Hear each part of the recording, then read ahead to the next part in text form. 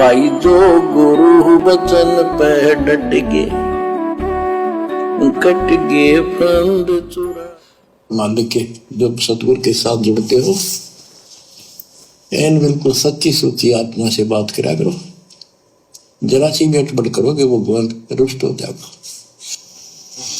गुरु से लगन कठिन है भाई। सबसे कठिन काम इस भक्ति मार्ग पर मोक्ष प्राप्ति के लिए गुरु से लगन कठिन है भाई। बस गुरु से जिसकी लगन लग गई उसका तो वही बेड़ा पार। और गुरु से लगन लगने का मतलब क्या है? जैसे एक पतिव्रता औरत अपने पति के कहे अनुसार चलती है। उसके पति ने कह दिया कि पड़ोस में उन लोगों से बात नहीं करना, तो वो बिल्कुल बात नहीं करेगी। उसके पति ने कह दिया तुझे ये काम करना है, वही काम करेगी। उसको कहते पतिव्रता। और हम भगत भाई बहन क्या कर रहे हैं? 2014 बरवाला कांड के बाद से गुरु जी की सारी मर्यादाओं की धज्जियां उड़ा चुके हैं। कितना नाराज हुआ होगा परमात्मा हमसे।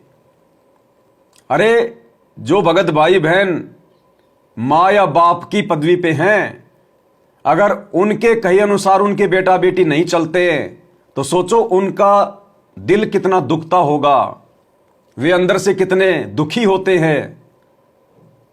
और सतगुरु तो हमें कितना प्रेम करते हैं, ये हमारे असली पिता हैं, असली माता हैं। और जब हम इनकी आज्ञा तोड़ते हैं, इनका वचन तोड़ते हैं, भक्ति मार्ग को हल्के में लेते हैं, तो सोचो ये कितने नाराज होते होंगे। और जिसने अपने सतगुरु को नाराज कर दिया, भाई उसका मोक्ष कैसे होगा?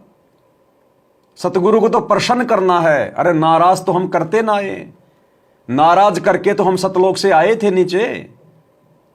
अब इनको और अधिक नाराज करके हम सतलोक नहीं जा सकते। हमने सतगुरु को प्रसन्न करना पड़ेगा। तो कहते गुरु से लगन कठिन है भाई। और जिसकी गुरु से लगन लग गई ना, फिर वो मर्यादा तोड़ने की बातें सौपन में भी नहीं सोचेगा। जगत वालों के साथ यारी दोस्ती रिश्तेदारी निभाने की सौपन में भी नहीं सोचेगा। उसको तो केवल अपना आत्म कल्याण दिखाई देगा। और रात को सोने से पहले चिंता करेगा, विचार करेगा कि आज मेरे से पूरे दिन में कहीं गुरुजी की मर्यादाओं में कोई त्रुटि तो नहीं हो गई, जाने अनजाने में मेरे से कोई नियम तो नहीं टूट गया। रात को सोने से पहले विचार करेगा, तब कहीं जाकर गुरु से लगन लगती है। तो सृष्टि में मोक्ष प्राप्ति के लिए सबसे कठिन काम गुरु से लगन। और यह लगन केवल गुरुदेव के विशेष आशीर्वाद से सत्सेवक भाई बहनों की लग रही है। गुरु से लगन का मतलब है आपके घर में गुरु के अलावा किसी और की फोटो नहीं होनी चाहिए। गुरु से लगन का मतलब है आपकी जुबान से अपने गुरुजी के अलावा किसी और का जयकारा नहीं निकलना चाहिए। गुरु से लगन का मतलब है आपका सिर आपके गुरुजी के चरणों के अलावा किसी और के आगे नहीं झुकना चाहिए। यानी गुरु के अलावा किसी और को दंडवत नहीं होना चाहिए। उसको कहते हैं गुरु से लगन लगना। लेकिन यह इतना आसान नहीं है, तभी तो भगवान को शब्द बनाना पड़ा। अगर इतना ही आसान होता गुरु से लगन लगाना, तो परमात्मा ये शब्द ही ना गाते। लेकिन ये सबसे कठिन काम है। गुरु से लगन कठिन है भाई। और जिसने लगन लगाई है, जिसने लगन लगाई है, उसने अपना सब कुछ खोया है, सब कुछ। आप एक बगल में दुनिया रखोगे, एक बगल में सतगुरु रखोगे, कभी नहीं होगा। दो नावों की सवारी करने वाला कभी भी मंजिल को प्राप्त नहीं कर पाता। एक तरफा होना पड़ेगा, एक तरफा। जगत का और भगत का तो 36 का आंकड़ा है। हमारे सतलोक आश्रम से जुड़ी हुई भाई बहनों की लगन ही तो नहीं लगी। अगर लगन लग जाती अपने सतगुरु से, क्योंकि सतगुरु में लगन कब लगेगी? जब सतगुरु में परमात्मा दिखाई देगा।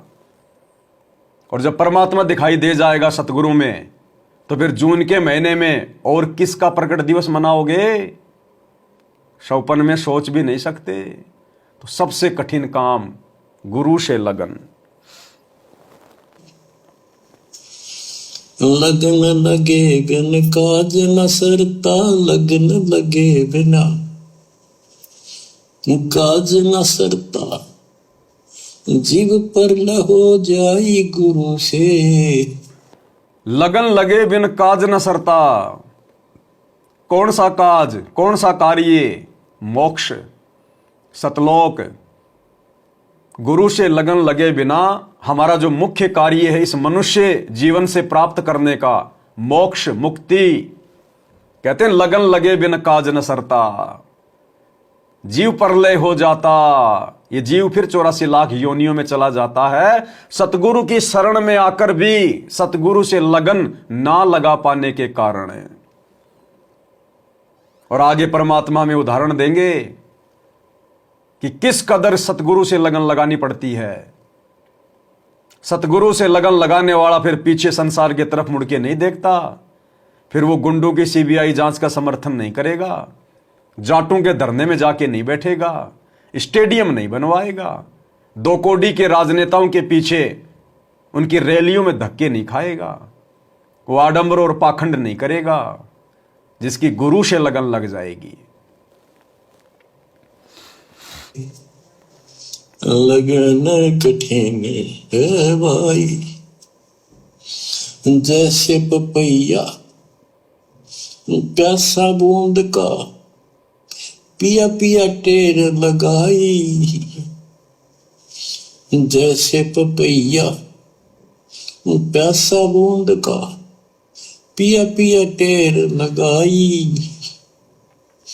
प्यासे प्राण निकल जा बेशक, प्यासे प्राण निकल जा बेशक, और नीर ना भाई गुरु से।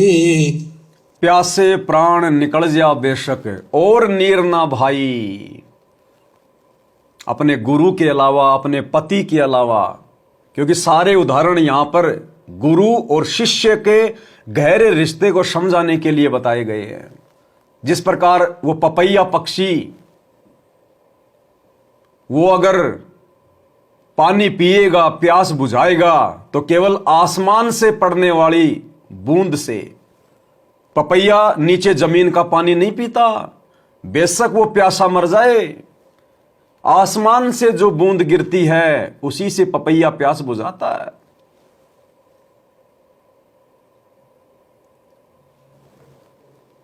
बेशक प्राण निकल जा और नीर ना भाई। इसी प्रकार भाई और बहनों, हमने अपने गुरु के अतिरिक्त, अपने सतगुरु के अतिरिक्त किसी और के ऊपर आश्रित नहीं होना, किसी और के ऊपर आसक्त नहीं होना, किसी और में परमात्मा नहीं देखना। उस पपैये की तरह हमने भी उस बूंद रूपी सतगुरु के ऊपर ही आश्रित रहना है। हमारी मदद करेगा तो सतगुरु करेगा। सतगुरु के अलावा हमने दुनिया का भिखारी नहीं बनना, किसी अन्य देवी देवता का भिखारी नहीं बनना, किसी और में परमात्मा देखकर उसके आगे हाथ नहीं फैलाने, उससे नहीं मांगना, केवल अपना सतगुरु।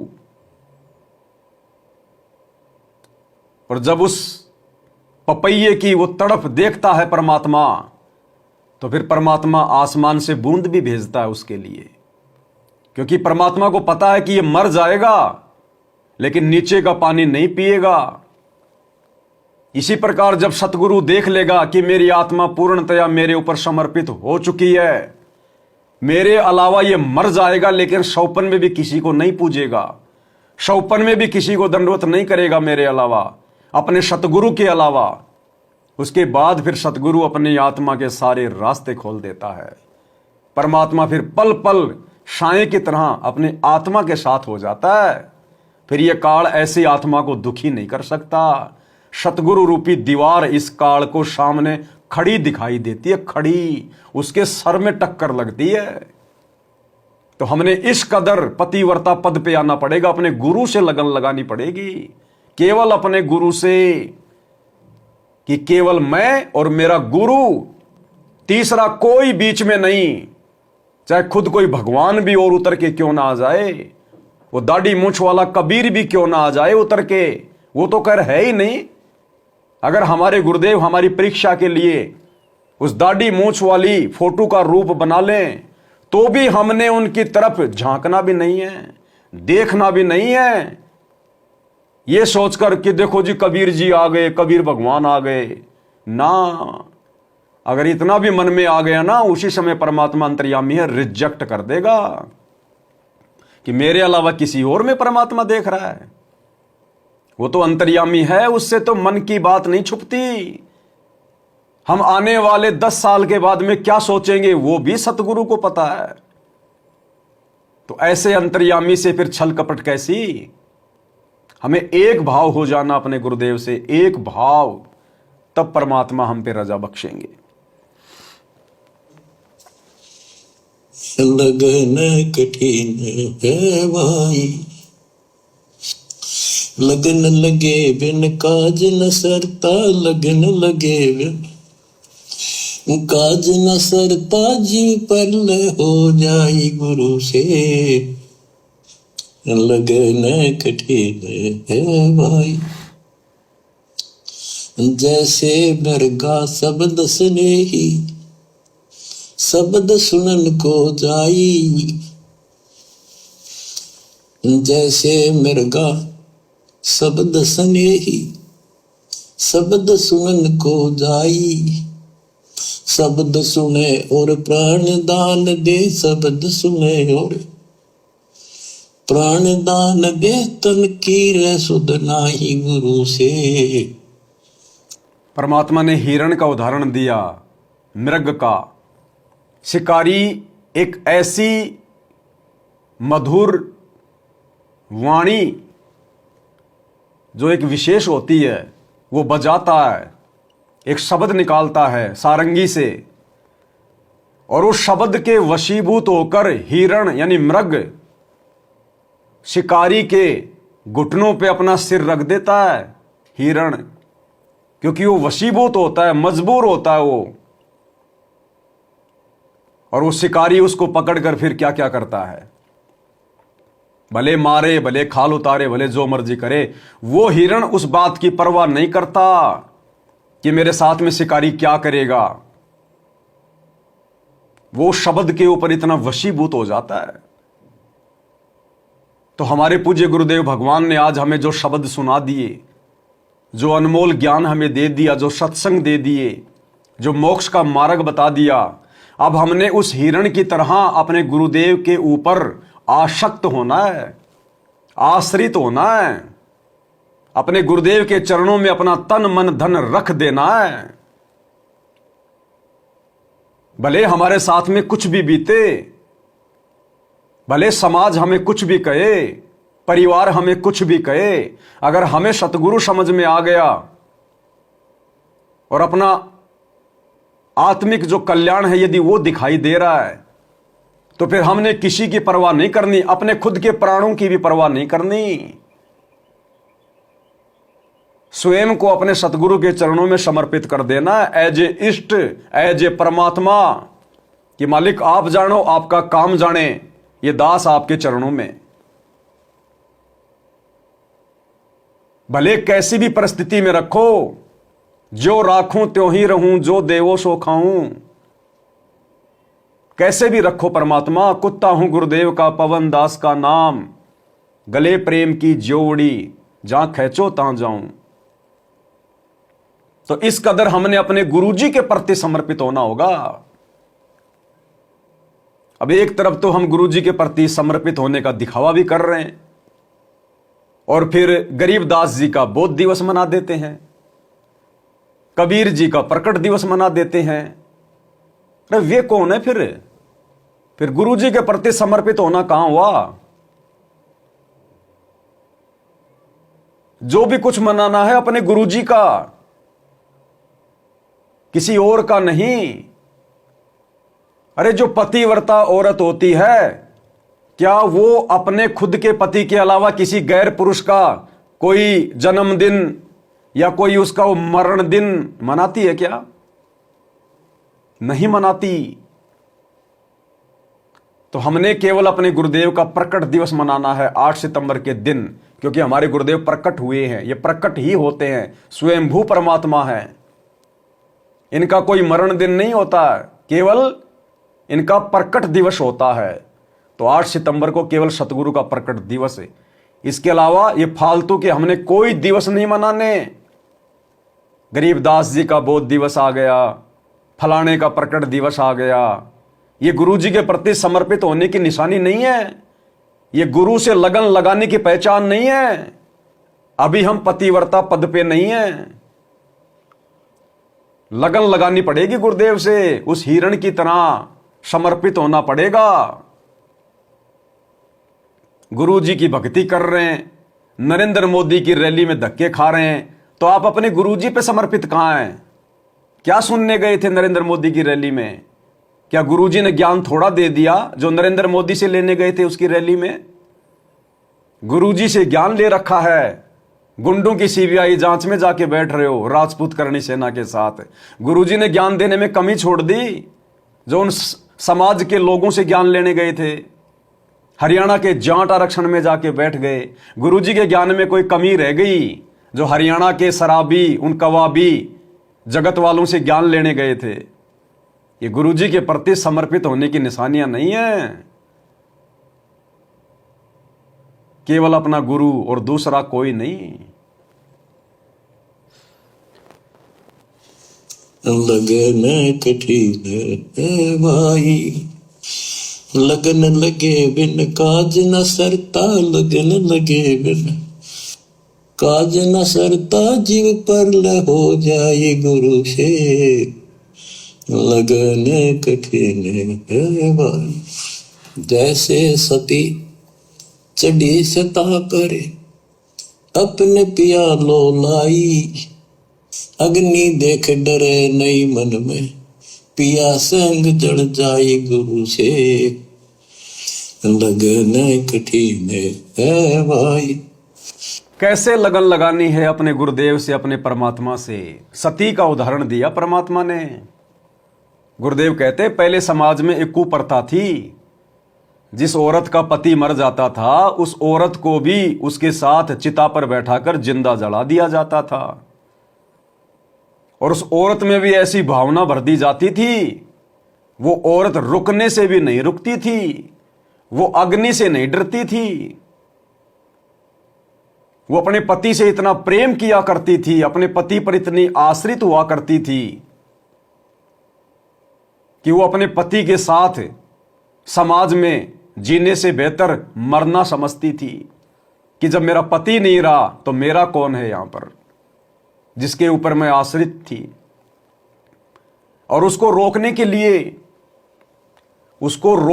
लिए उसको तरह तरह के लोभ लालच दिखाए जाते थे परिवार के द्वारा कि देख तेरे छोटे छोटे बच्चे हैं, अरे तेरे बाद तेरे बच्चे कैसे रहेंगे, इनको कौन संभालेगा।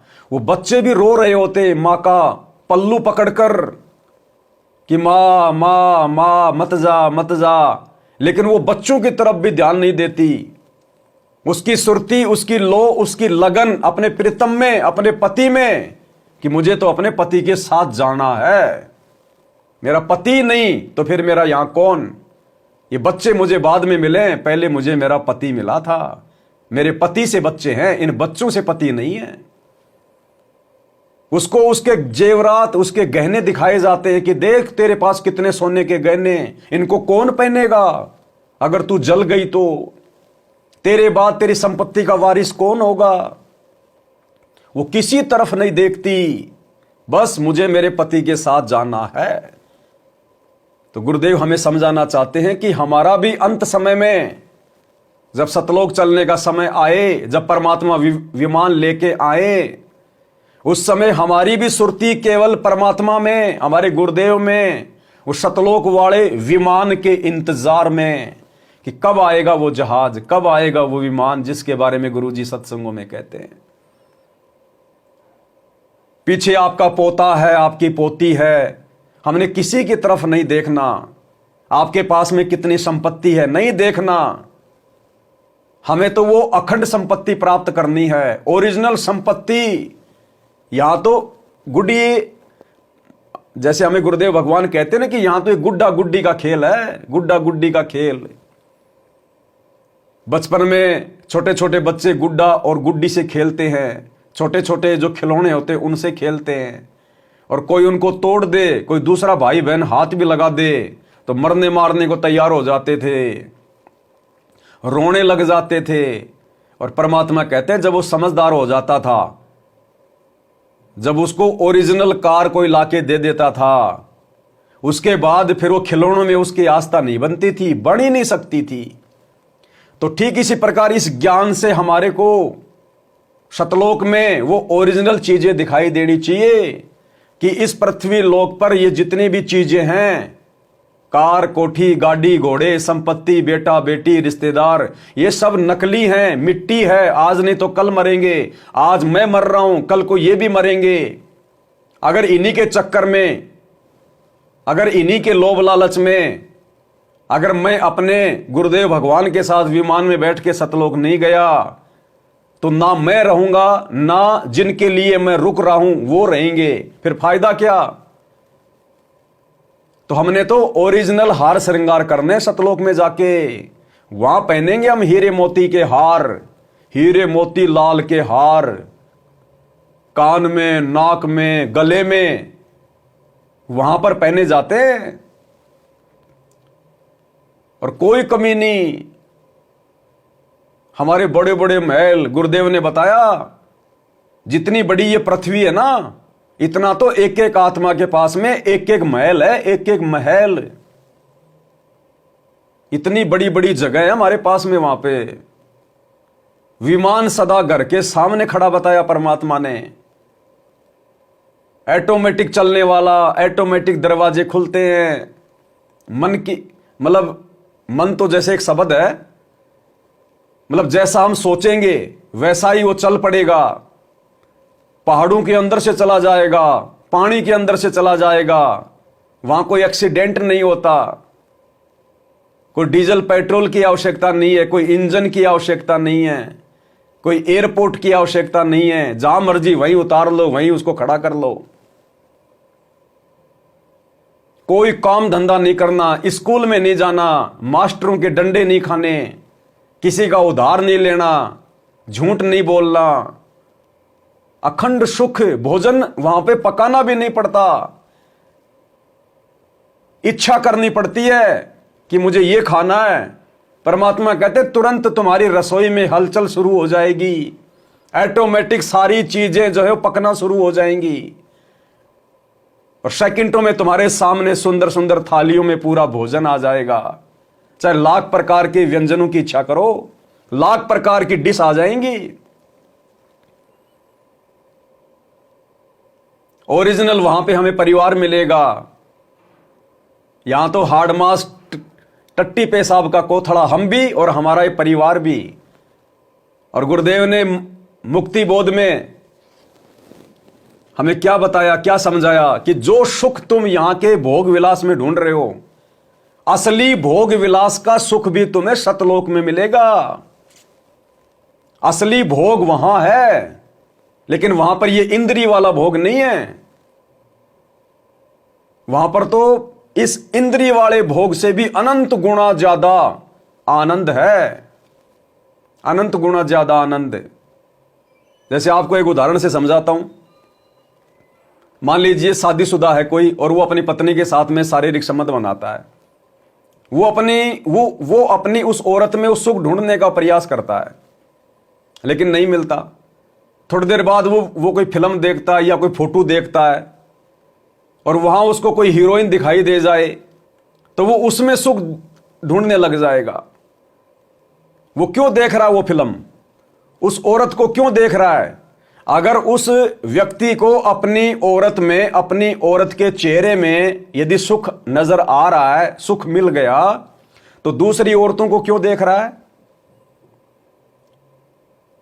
अपने घर की दीवारों पे हीरोइन की फोटो मार्केट से लाके क्यों चिपका रहा है? फिल्में क्यों देख रहा है? क्योंकि उसको अपनी औरत में सारी वो क्रिया करते करते भी सुख नजर नहीं आ रहा।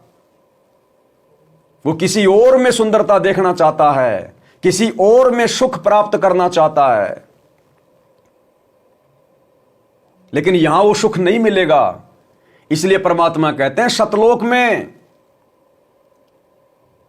जो हंस और हंसनी हैं, एक दूसरे को देखने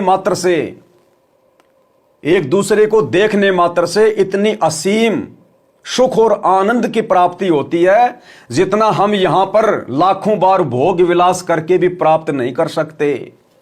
और वो अखंड सुख बना रहता है। यहां आपने भोग विलास किया, 2 मिनट समझो आपको आनंद मिला झूठा, और वहां आनंद कभी समाप्ति नहीं होता। परमात्मा कहते हैं सतलोक में प्रत्येक आत्मा के अंतर इतना सुरूर है, इतना नशा है, जैसे 100 बोतल किसी ने शराब की पी रखी हो। जैसे यहां पर कोई एक शराब की बोतल पी लेता है, उसके पैर लड़खड़ाते हैं, मदोस रहता है, कोई चिंता नहीं, कोई टेंशन नहीं, भले ही उसको कोई लाख रुपए मांगता है, क्योंकि हम यहां पर चिंता मिटाने के लिए तो शराब पीते हैं, गम भुलाने के लिए तो शराब पीते हैं। तो आदमी जब शराब पी लेता है और जब तक नशा रहता है, उसको कोई चिंता नहीं कि बच्चों की फीस के पैसे भी नहीं है, वो कर्जदार कर मांगने के लिए आएगा, उसको कहां से दूंगा, घर में शाम का आटा ही नहीं है। जब तक शराब नहीं पी थी तब तक तो उसको सारी चिंता थी, शराब पी ली, जब तक नशा है कोई चिंता नहीं। तो परमात्मा कहते हैं उस सतलोक में जैसे 100 बोतल पी लो, ऐसा नशा तो वहां पर ऑटोमेटिक आत्मा में रहता है, ऑटोमेटिक। लेकिन वो नशा यहां की तरह ये घटिया नहीं होता कि आदमी को कुछ होश ही नहीं है। वो नशा अलग है, वो मदहोशी अलग है, वो सुरूर अलग है। जैसे नशा तो आदमी शराब की बोतल पी के भी कर लेता है, वो भी एक नशा है। और कोई लड़का किसी लड़की के चक्कर में पड़ के प्यार प्रेम में जो नशा है, वो भी एक नशा है। तो इसी प्रकार सतलोक का नशा सबसे न्यारा, सबसे प्यारा, सबसे सुंदर, सबसे स्वच्छ, सबसे शुद्ध है। लेकिन वो मिलेगा कैसे? जब हम अपने गुरुजी में लगन लगाएंगे। और परमात्मा कहते हैं भाई ये बड़ा मुश्किल काम है, गुरु से लगन कठिन है भाई, और लगन लगे बिन बात ना सरती। और जब तक लगन नहीं लगेगी तब तक तुम वो प्राप्त नहीं कर पाओगे, चाहे कितनी भक्ति कर लो। और लगन लगेगी, यहां की झूठी लगन जो हम लगा के बैठे हैं, धन से, संपत्ति से, अन्य जो परिवारजन हैं उनसे, ये झूठी लगन हमने ज्ञान को आधार बना के त्यागनी पड़ेगी। रहना तो परिवार में पड़ेगा, जिम्मेदारियां भी निभानी पड़ेंगी, काम धंधा भी करना पड़ेगा, लेकिन सुरती केवल सतलोक में अपने गुरुजी के चरणों में और पतिव्रता पद पे रहते हुए, अपने गुरु के अलावा किसी को दंडवत नहीं, किसी का जयकारा नहीं, किसी की फोटो नहीं, किसी का कोई प्रकट दिवस नहीं, तब हमारी लगन मानी जाएगी गुरुजी में। जैसे वो सती स्त्री, उसको जब वो अग्नि में जलने के लिए जाती है उस समय उसको रोका जाता है, तरह तरह के लोभ लालच दिखाए जाते हैं, उसका परिवार सामने लाके खड़ा कर दिया जाता है, लेकिन वो किसी की नहीं सुनती कि मुझे तो जलना अपने गुरुजी के साथ। तो इसी प्रकार भाई और बहनों, आप और हमारी लगन भी हमारे पूज्य गुरुदेव में उस सती की तरह होगी, तभी हमारी बात बनेगी। लगन लगे बिन काज न सरता, लगन लगे बिन काज न सरता, जीव पर ले हो जाई गुरु से। लगन कठी है भाई, दो दल सन्मुख आन लड़े हैं, सूरा लेत लड़ाई। दो दल सम्मुख जब आन लड़े हैं, सूरवीर सूरा लेत लड़ाई। टूक टूक हो गिर धरती पे, टूक टूक हो गिर धरती पे, मैदान छोड़ ना जाई गुरु से। दो दल आन मिले हैं सन्मुख, और सूरा लेत लड़ाई। आज आप और हम भगत भाई बहन सतगुरु से उपदेश लेने के बाद इस स्थिति में आ चुके हैं। दो सूरवीर कौन है यहां पर? जगत और भगत। यानी सतगुरु से उपदेश लेने के बाद, भक्ति मार्ग पर आने के बाद आप और हमारी मर्यादा, नियम, परंपराएं जगत वालों के नियम और परंपराओं से बिल्कुल विपरीत हो जाती हैं। आप और हमारा बात बात पे टकराव होगा जगत के साथ, रिश्तेदारों के साथ जो अनुपदेशी हैं। तो परमात्मा कहते हैं उस जंग में वही जीतेगा जो सूरवीर होगा। सूरा लेत लड़ाई, टूक टूक हो गिरे धरती पर मैदान छोड़ना जाई। भले भगत को कितना ही संघर्ष करना पड़े, कितनी चुनौतियों का सामना करना पड़े, घर छूट जाए, परिवार छूट जाए, समाज छूट जाए, लेकिन परमात्मा कहते हैं भगत कभी भी भक्ति मार्ग रूपी मैदान को नहीं छोड़ेगा, अपने गुरुजी के चरणों को नहीं छोड़ेगा, मर्यादा नहीं तोड़ेगा, भले खुद टूट जाएगा। और जब भगत इतना दृढ़ निश्चय कर लेता है गुरु वचन को निभाने का, फिर परमात्मा ऐसी आत्मा को टूटने नहीं देता, क्योंकि हम समर्थ की शरण में हैं। परमात्मा कहते हैं जैतू चाले एक कदम में चालू कदम 60, और जैतू हो जा काठ का मैं हो जाऊं लोहे की लाठ। तो सतगुरु हमारी पीठ पीछे खड़ा है डंडा लेके, और सतगुरु के आगे फिर यह काल कांपता है, फिर यह मैदान छोड़ के भाग जाता है। लेकिन सतगुरु कब साथ देगा? पहले सतगुरु भगत को देखेगा, भगत कितना दृढ़ है। ऊपर से तो हम दृढ़ दिखाई दे रहे हैं, अंदर हमारे कमजोरी आ गई, समाज के आगे झुकने की, मर्यादा तोड़ने की। अगर मन में भी विचार आ गया मर्यादा तोड़ने का किसी भी कारण से, कि अगर मैं ऐसा नहीं करूंगा तो मेरा बाप मुझे घर से निकाल देगा, मेरे बाप की जमीन में मुझे हिस्सा नहीं मिलेगा, मकान में मेरे को हिस्सा नहीं मिलेगा, मेरी नौकरी छूट जाएगी। अगर जरा भी कच्चापन आ गया, जैसे राजा सिकंदर लोदी में आ जाया करता था, जनता के दबाव में आ जाता था अपना राज्य हाथ से निकलने के डर के कारण, और बार बार अपने परमात्मा के साथ में बदतमीजियां करता था, अपने हाथों से हथकड़ियां पहना देता था अपने गुरुजी को। तो अगर मन में भी हमारे अगर विचार आ गए मर्यादा तोड़ने के, मर्यादा तोड़ने के बाद तो सारा काम ही खराब हो जाएगा। अगर विचार भी आ गए, कमजोरी भी आ गई, अगर जरा भी हमने गुरुजी पे अविश्वास प्रकट कर दिया, उसी समय हमारा काम बिगड़ जाएगा। फिर ये गुरु से लगन नहीं लगी हमारी। और गुरुदेव भगवान कह रहे हैं तू एक बार आने तो दे उस समस्या को। सतगुरुदेव भगवान कहते हैं कि तेरे सामने जो भी समस्या आ रही है, जो भी परिस्थिति आ रही है नाम लेने के बाद, अरे तू एक बार अपने गुरुजी पर विश्वास तो करके देख, एक बार तू उस परिस्थिति को आने तो दे, देखते हैं तेरा क्या बिगाड़ेगी वो परिस्थिति। परमात्मा कहते हैं तुम हाथी पे बैठे हो, फिर भैया कुत्ते का डर काहे का, हस्ती चढ़ डरिए नहीं जय सवान बुकाई।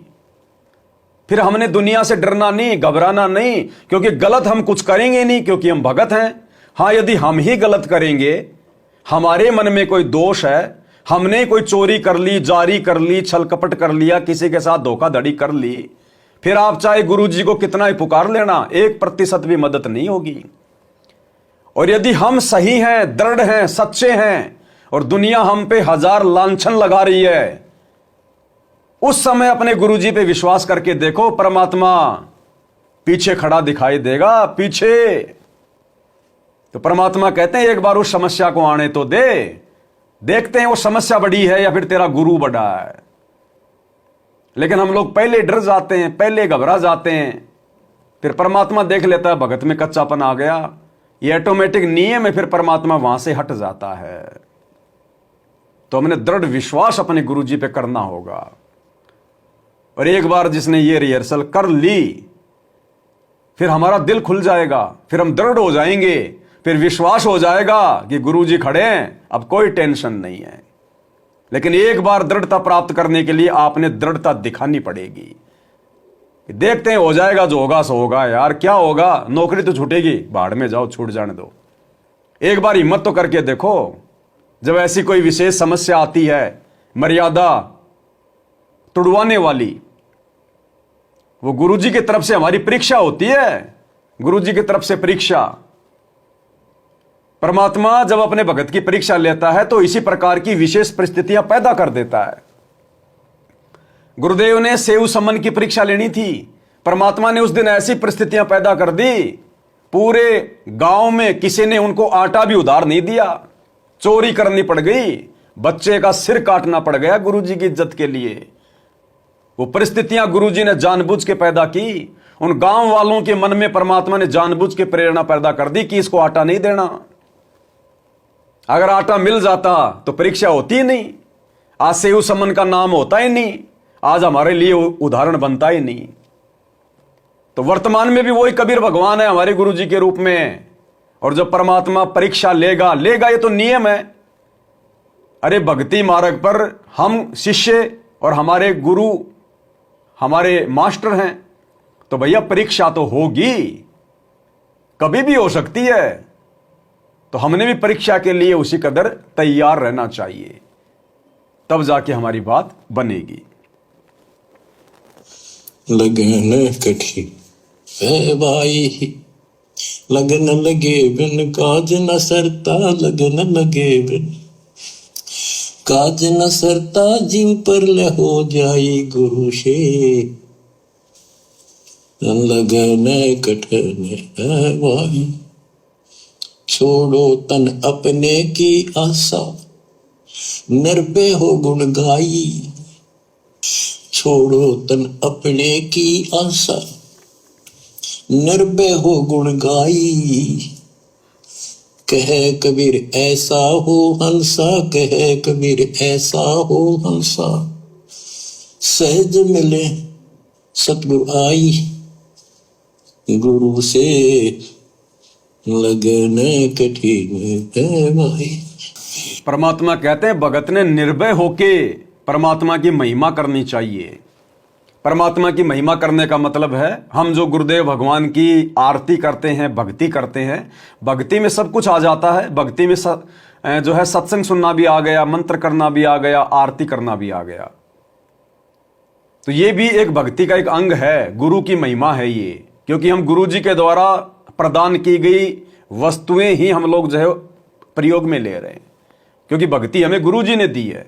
तो गुरु जी की भक्ति करना, गुरु जी की महिमा करना, और वैसे अलग से अपने गुरु जी के जो है महिमा के शब्द गाना, विशेष अपने गुरु जी के प्रति कोई चिंतन मनन करना, अपने गुरु जी के द्वारा किए गए जो उपकार हैं उनके लिए अपने गुरु जी का धन्यवाद करना, ये भी गुरु जी की महिमा में आता है।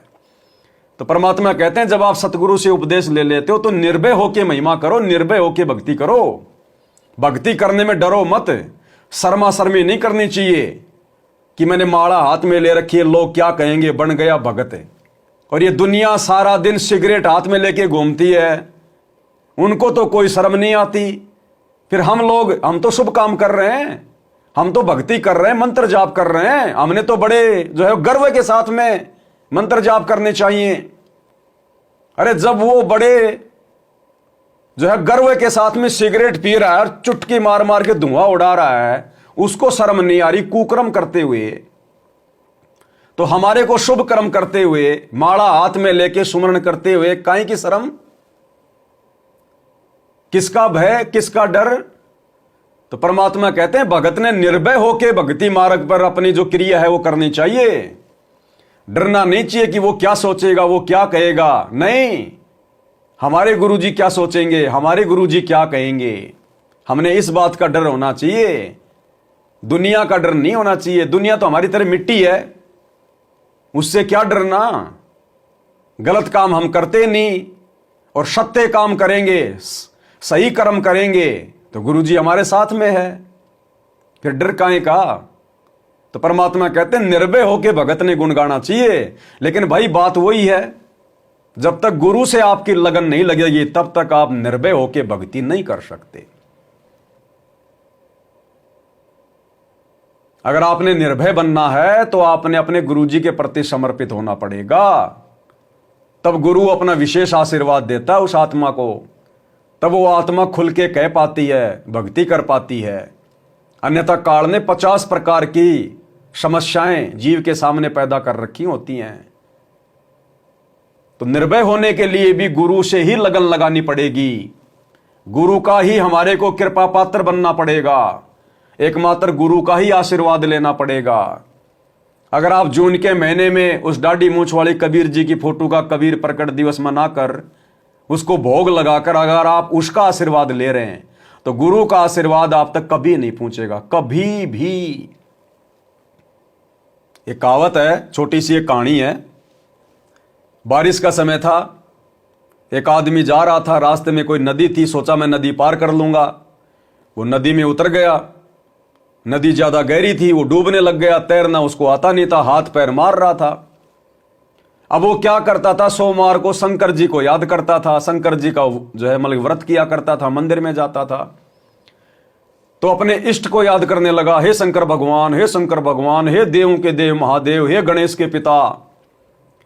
अब जब आत्मा की पुकार हुई तो ऊपर से देखा भाई महादेव जी ने, भाई कौन भगत है, किस पे आपत्ति आ गई।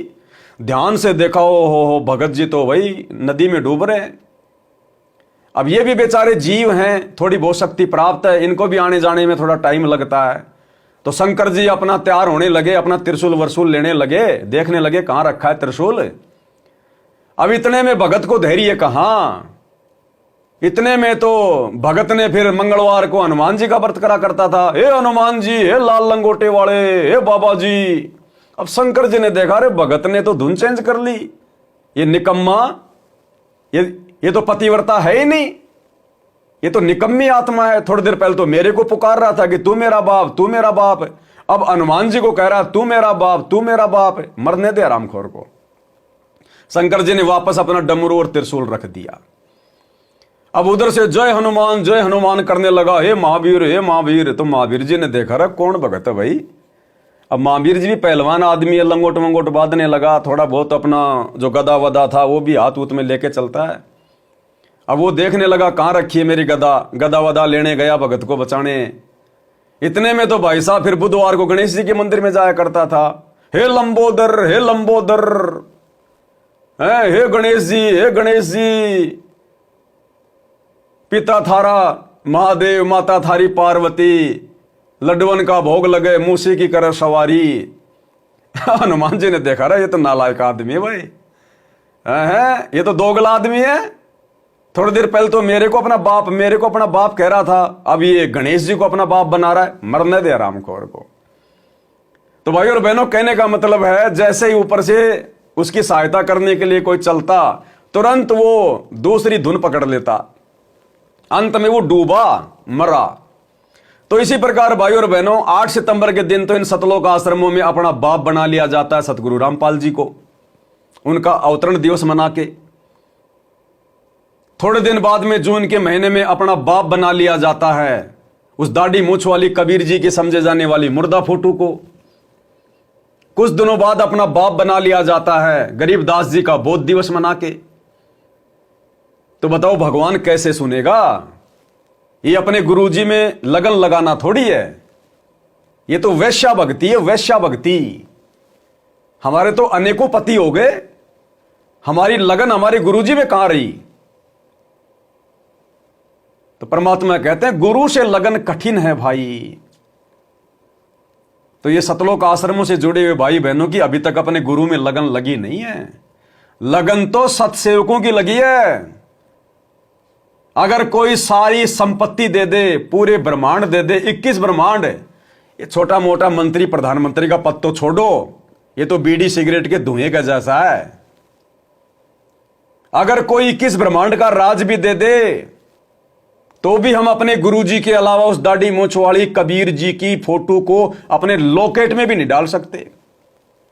उसका कबीर प्रकट दिवस मनाना तो सपने जैसी बात है। हम उस फोटो को दंडवत भी नहीं करेंगे। अगर 21 ब्रह्मांड का भी राज दे दिया जाए तो